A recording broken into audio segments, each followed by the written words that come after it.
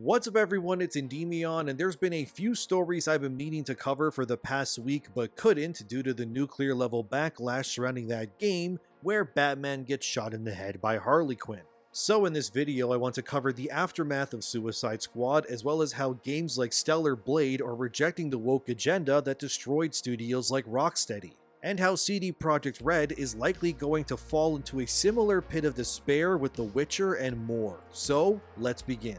Firstly, there was this somewhat big story about gaming journalism website IGN getting attacked by a Sweet Baby writer over their article about Suicide Squad. The story in question is titled "Kevin Conroy's Batman is completely wasted in Suicide Squad." The entire article is IGN essentially echoing what a lot of fans have been saying, that the game simply shits all over the legacy of Rocksteady's Batman. And IGN even goes as far as to say that Squad does to Batman's legacy as all the potential left on the table with Arkham Knight is wasted for the sake of a cheap laugh. And I'm surprised that I'm sitting here agreeing with a modern gaming journalism article, but it's true. He was wasted. The entire game was wasted. And now, one of the writers of Suicide Squad who used to work at Rocksteady but left the company during development to work for Sweet Baby Incorporating instead, whose name is Amy Shaw, got really upset that IGN would side with the fans over their own echo chamber. Amy said via Twitter regarding IGN's article, "Kevin was our teammate and many of us worked with him directly for years. I would expect games journalists to know that and understand how callous it is to use his memory to stoke hatred. We do not need strangers to tell us what he would have thought. He told us himself." Of course, Amy tries to take the moral high ground here, but the truth is that the damage is done, and what her and the team over at Sweet Baby has done to Suicide Squad, not to mention other games like Spider-Man 2 and more, everything they touch lessens and cheapens the stories and characters within them. It's gotten so bad that the name Sweet Baby is all but considered a taboo term. It's just as bad as when customers label a product as woke. Now openly stating your game has any relation to Sweet Baby has become code for people to avoid that product entirely like the plague. Because chances are, whatever your game is, if Sweet Baby is involved, it'll be ruined and made into a pandering mess to some capacity. Amy Shaw would also post celebrating that she was junior script writer and coordinator on Suicide Squad, and while they're allowed to be proud of their work, it's also within the millions of fans' rights to reject what she and her colleagues have done has ruined an entire universe and doomed a legacy studio to extinction. Sure, you got to pander and gain some ESG points, but the truth is that your actions have ruined an entire franchise for nothing but your own virtue signaling needs. And as one user on Twitter said regarding Amy Shaw's involvement with the script and all that, it now makes sense why biographies for characters like Green Lantern are so terrible, because they've been written and overseen by liberal white women who believe it's their moral duty to be saviors and inject as much political jargon as possible into everything that they do. Fans hated those character biographies, and it's clear that what Amy Shaw and the rest of Sweet Baby has done to Suicide Squad is exactly what people do not want when it comes to their video games. And even beyond Suicide Squad, I just want you to understand what the mark of Sweet Baby means for games going forward. So let's continue to dive deeper. Here's Kim Belair. She's the CEO of Sweet Baby. Everything ruining games today stems from the agenda of this person. Kim also believes that when it comes to modern video games that it's actually the players who are the greatest obstacle when it comes to virtue signaling. Don't believe me? Well, Sweet Baby was a part of an event a little while back in hands with another website called Womanize, which is an online movement basically that honestly, I can't even make a joke about what this Womanize website is, because they actually have their definition on their front page and it's so unironically ridiculous, I'll just read it for you.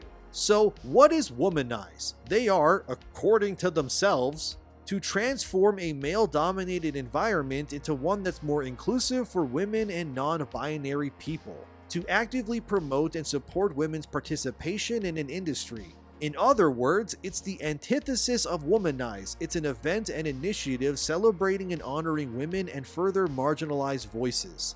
I can't believe this is a real explanation written by someone who was paid money, but it's true. They actually wrote this and it was not intended as a joke. So, Womanize is, as you can see, basically an online event group that collects a bunch of liberal women together and they all gaslight each other into believing they are morally right, I guess.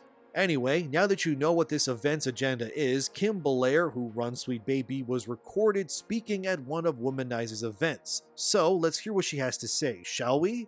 Just losing out on a fun game or some experience that they don't get to have, they're also standing in the way of your progress, of the creator's progress. And so overall, I think we need to stop thinking that our core demographic and our core marketing demographic has to define the demographics of our creative content, and instead start assuming that players want new stories. As you can see, Kim Belair genuinely believes that video games specifically do not exist for your enjoyment anymore. They should not be made with the player's needs in mind. Things like fun gameplay or quality should not matter anymore when it comes to video games and the stories and the characters within them. The fact she also, unironically, believes that your enjoyment should absolutely take backseat to her opinions and agendas when she works on a video game is insane to me. She actually believes that the player's needs and wants are nowhere near as important as the creator's progress, as she puts it. And she genuinely believes that the best way to make a video game these days is to reject whatever it is that has been proven to work and be accepted by actual paying customers. And instead, these mantras should be thrown into the abyss in order to make way for new stories. And by new stories, what Kim Belair believes is that the majority of paying customers out there want to see and play as marginalized, oftentimes checklisted characters, such as the deaf girl in Spider-Man 2 over playing as Spider-Man in a game that says Spider-Man on the cover, and not deaf girl who spray paints walls instead. They actually believe wholeheartedly that our existence as paying customers are nothing but noise and we don't deserve respect or being given what we actually want. And it doesn't matter how many video games die, franchises get ruined, or studios close down in their eyes, this process, as they put it, is paramount to the destruction left in their wake. Rocksteady falling apart and likely going under is not a loss in Sweet Baby's eyes. Because while hundreds of people will likely lose their jobs and the Suicide Squad game will tank their franchise and studio, it wasn't all for nothing apparently. Because Kim Belair and her pet peons like Amy Shaw got to use the Batman Arkham universe as a vehicle to push their politics and further their agenda. Sure, the game has an abysmal Metacritic score and fans absolutely hate it, but we don't matter anyway. All that matters is the creator's progress, and we are simply obstacles placed in the way of their brilliant wokeness. Are you seeing what I'm saying, dear viewer? These are the people in charge of the many franchises you know and love. You are no longer being viewed as a human being. You are just meant to exist to buy these games and accept the false narratives within them regardless of quality or messaging. None of us, especially if you're a straight white male, should have any voice or concern within these spaces. Unless you're non-binary or a person of color, you are subhuman in these people's eyes, and it's disgusting to see how proudly they stomp around saying it. The curse of Sweet Baby is nothing short of a cancer, and it has and will continue to permeate and rot throughout anything it gets its hands on. Spider-Man, God of War, Alan Wake, Suicide Squad, these are just stepping stones for the agendas of these people. And it sickens me how proudly they speak on these things and how they genuinely do not care how many franchises, studios, and lives they ruin if it means they get to spread their agenda. How many people need to lose their jobs or franchises need to be killed before this woke cancer dies? Because video games, at least in the Western sense, are no longer being viewed as being made for the players. They just exist now to become vehicles for further virtue signaling.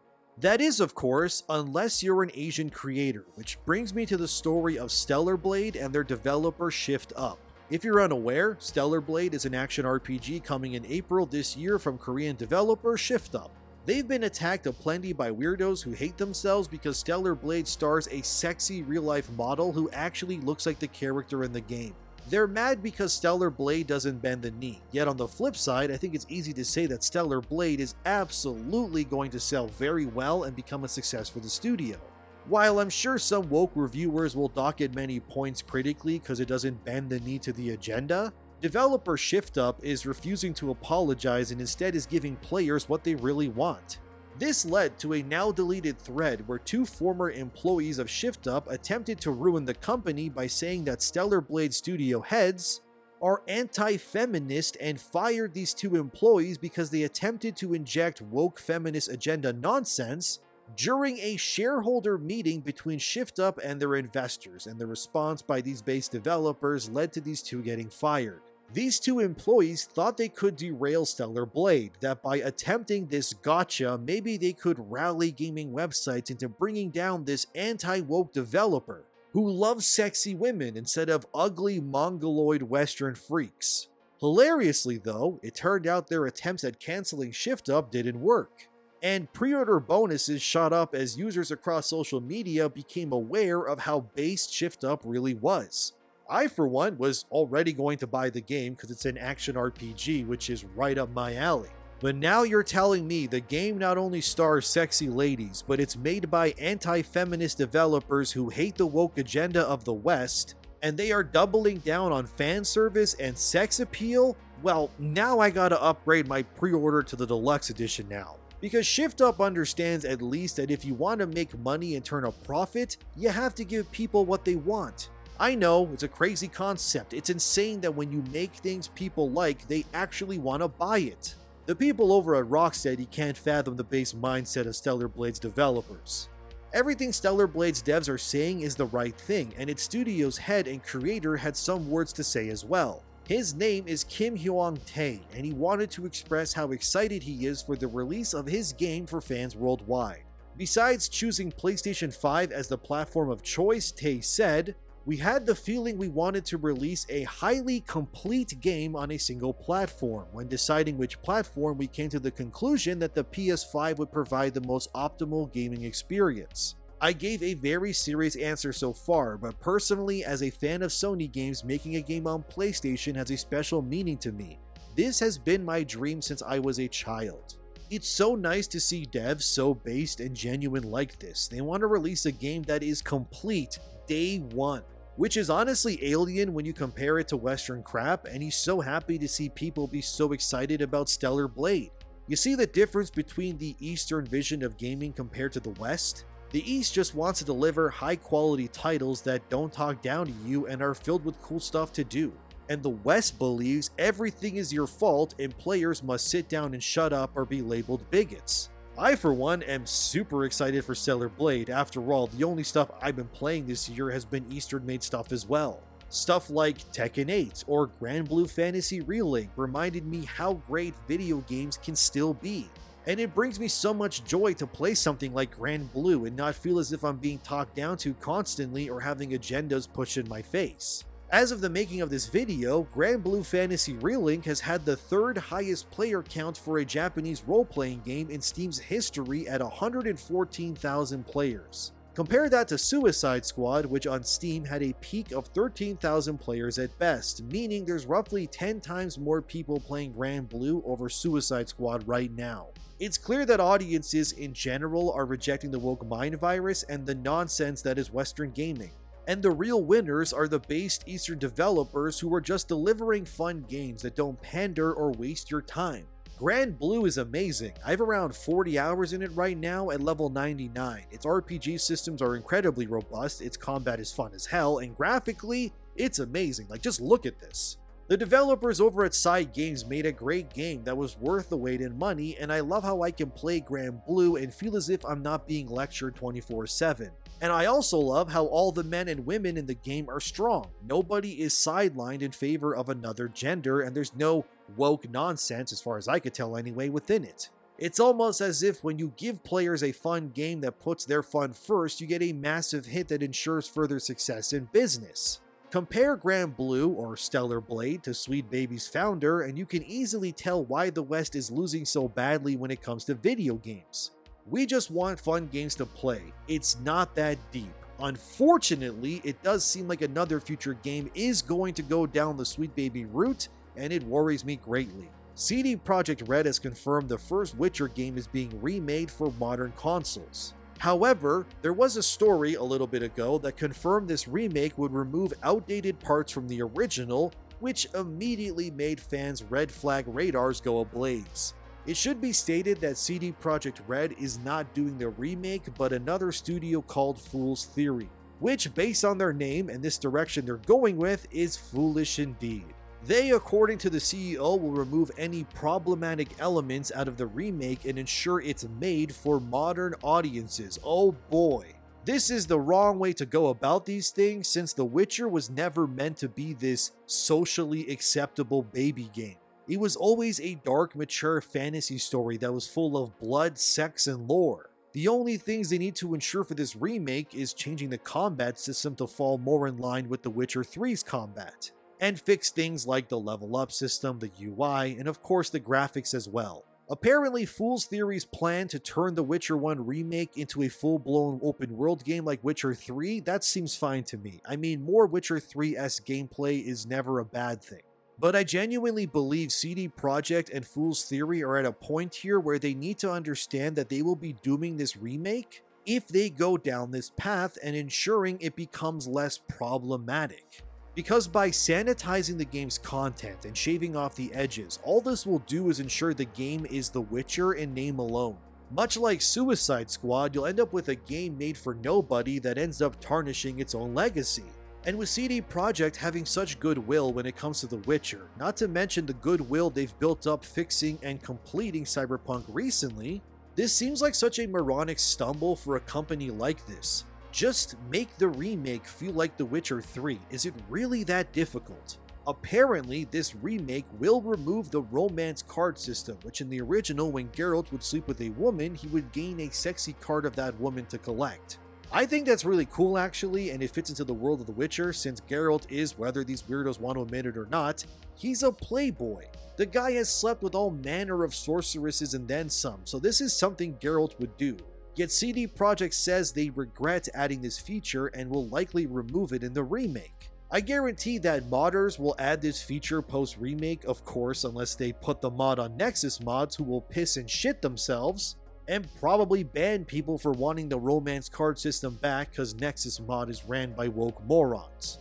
Anyway, one of CD's Witcher's original designers, Karol Kowalczyk, spoke on the romance card system being taken out, and I quote, "It is about the fact that you switch to a mindset that you need to collect them all, right? And in that context, it is indeed very disturbing that the game kind of forces you to become a mindless sex addict to get some of those.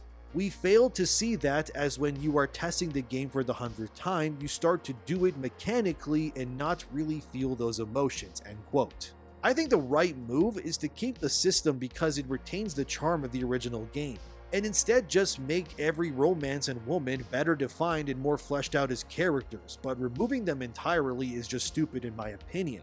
After all, games like the recent Like a Dragon Gaiden has dating sim elements to it, where Sega even has actual models acting like women that protagonist Kazuma Kiryu speaks to in the game, and you can get to choose options and give them gifts. And it's heavily implied once you reach max level that Kiryu takes these women on dates and seals the deal, like so what? It's not weird or wrong to accept that consenting adults want to ride each other like spider monkeys.